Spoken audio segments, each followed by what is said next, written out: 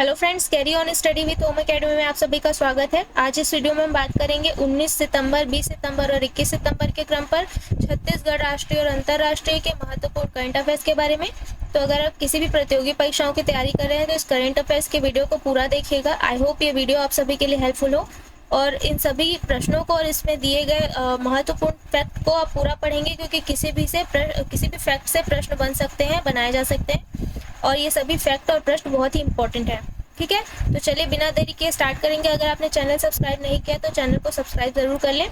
कल का प्रश्न आपका दिया गया है, प्रधानमंत्री मोदी ने 17 सितंबर 2023 को कौन सी योजना लॉन्च की है।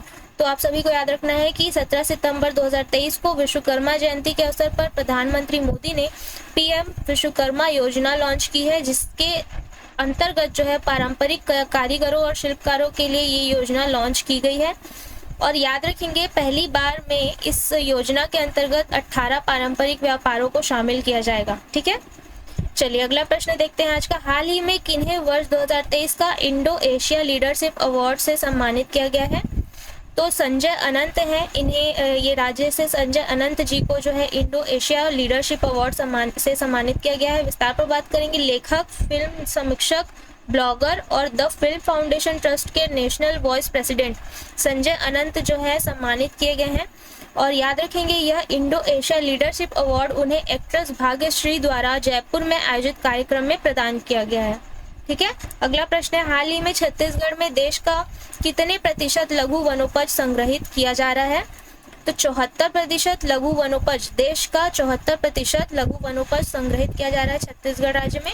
विस्तार पर बात करते हैं। राज्य में अब जो है 7 से बढ़ाकर 67 लघु वनोपजों की खरीदी की जा रही है तथा संग्राहकों की संख्या वर्ष 2018-19 की तुलना में 1.5 लाख से बढ़कर 6 लाख हो गई है। ठीक है, लघु वनोपज के साथ साथ वन अधिकार के क्रियान्वयन में भी छत्तीसगढ़ राज्य जो है अग्रणी रहा है, अव्वल नंबर पर रहा है। अगला प्रश्न है, हाल ही में राज्य से किसे पीएम द्वारा विश्वकर्मा सम्मान से सम्मानित किया गया है।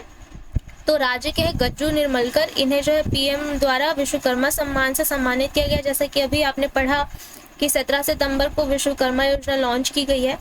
तो विस्तार पर बात करेंगे। प्रधानमंत्री नरेंद्र मोदी ने दिल्ली में 17 सितंबर को विश्वकर्मा योजना लॉन्च किया है, जिससे इसके अवसर पर देश के 18 लोगों को विश्वकर्मा सम्मान से सम्मानित भी किया गया है। इसमें राजधानी रायपुर के गज्जू निर्मलकर भी शामिल हैं।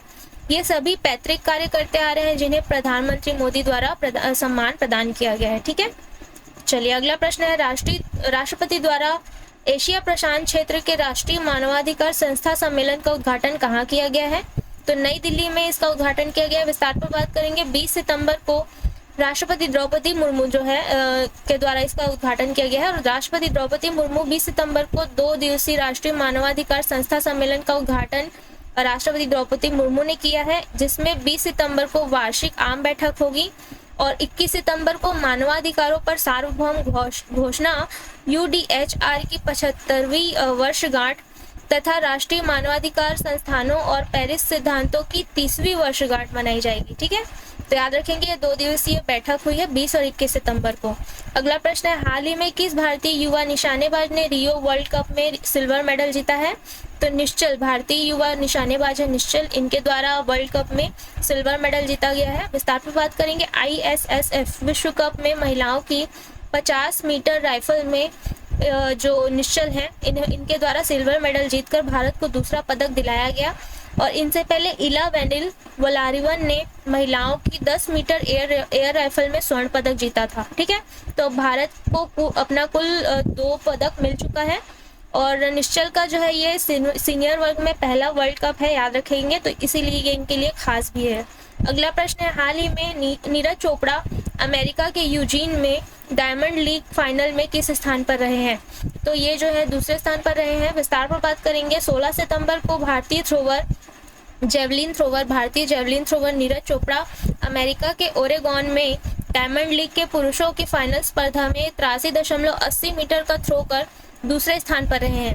ठीक है, और 2022 में इसी स्थान पर जो है वे विश्व चैंपियन में उन्होंने रजत पदक जीता था, जो कि तीसरा स्थान है। अब वे दूसरे स्थान पर आ चुके हैं। और याद रखेंगे, चेक गणराज्य के जैकब वॉल्डेज ने 84.24 मीटर का थ्रो कर अपना तीसरा खिताब जीत लिया, यानी कि ये प्रथम स्थान पर रहे हैं।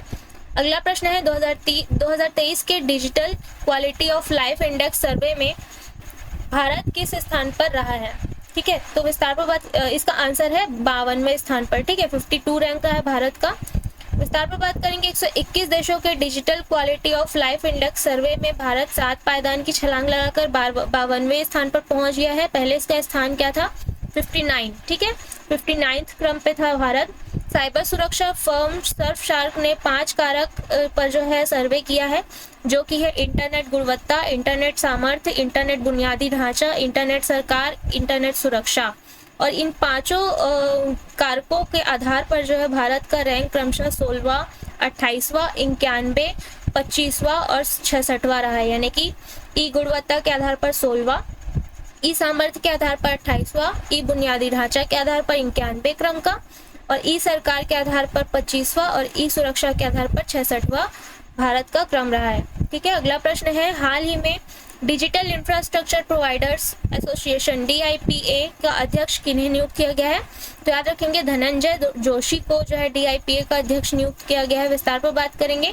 टेलीकॉम उद्योग निकाय डिजिटल इंफ्रास्ट्रक्चर प्रोवाइडर्स एसोसिएशन ने धनंजय जोशी को अध्यक्ष और संदीप गिरोत्रा को उपाध्यक्ष नियुक्त किया है। वे 1 अक्टूबर 2023 से इनका जो पद है प्रभावी होगा। इसका गठन याद रखेंगे, DIPA का जो गठन है 2010 में भारतीय सोसाइटी पंजीकरण अधिनियम 1860 के तहत किया गया था। ठीक है, अगला प्रश्न है हाल ही में पाकिस्तान के 29वें मुख्य न्यायाधीश के रूप में किसने शपथ ली है? तो याद रखेंगे न्यायमूर्ति काजी फैज ईशा, ये जो है न्यायाधीश बने हैं, पाकिस्तान के 29वें मुख्य न्यायाधीश बने हैं। ठीक है, विस्तार पर बात करेंगे। राष्ट्रपति आरिफ अलवी ने काजी फैज ईसा को इस्लामाबाद के ऐवान सद्र में आयोजित समारोह में पाकिस्तान के 29वें मुख्य न्यायाधीश के पद की शपथ दिलाई है। इनका कार्यकाल सुप्रीम कोर्ट में 13 महीने का होगा, जो कि 25 अक्टूबर 2024 को खत्म होगा। ठीक है, अगला प्रश्न है प्रधानमंत्री मोदी ने पुराने संसद भवन का नाम क्या रखने की घोषणा की है?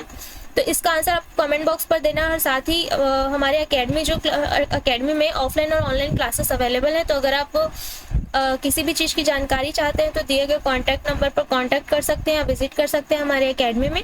तो आज के वीडियो में इतना ही। अगर आपको वीडियो अच्छी लगी हो तो वीडियो को लाइक और शेयर कर दीजिएगा और चैनल को सब्सक्राइब कर लीजिएगा। अगले वीडियो में मिलेंगे। धन्यवाद।